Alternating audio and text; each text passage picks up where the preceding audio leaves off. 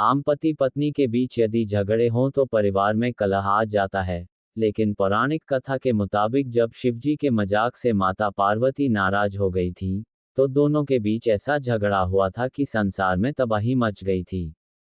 जिसके बाद इस कलह को रोकने के लिए देवताओं को कलकलेश्वर महादेव मंदिर में आकर पूजा करनी पड़ी थी।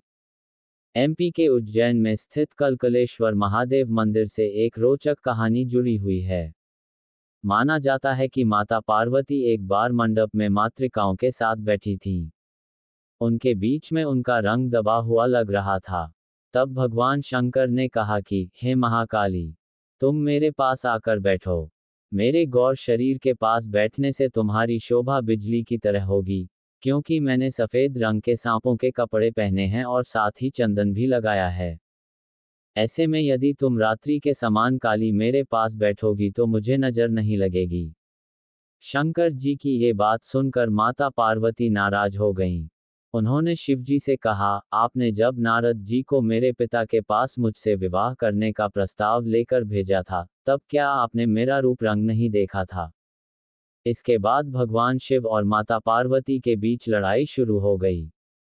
दोनों के इस विवाद के बढ़ने पर तीनों लोकों में प्राकृतिक आपदाएं आने लगीं। पंचतत्व, अग्नि, वायु, आकाश और पूरी पृथ्वी में असंतुलन होने लगा और चारों तरह हाहाकार होने लगा। ये सब देखकर देवता, असुर आदि सभी भयभीत हो गए। इसी कोलाहल से पृथ्वी में से एक दिव्य लिंग प्रकट हुआ, जिसमें से निकली वाणी ने कहा कि इस लिंग की पूजा करें, जिससे शिव पार्वती के बीच का कलेश और कलह दूर हो जाएगा। तब देवताओं ने इस लिंग का पूजन किया, जिसके बाद माता पार्वती का गुस्सा शांत हुआ और एक बार फिर स्थिति सामान्य हुई। इसके बाद से ही इस दिव्य लिंग को कलकलेश्वर महादेव के रूप में जाना जाता है।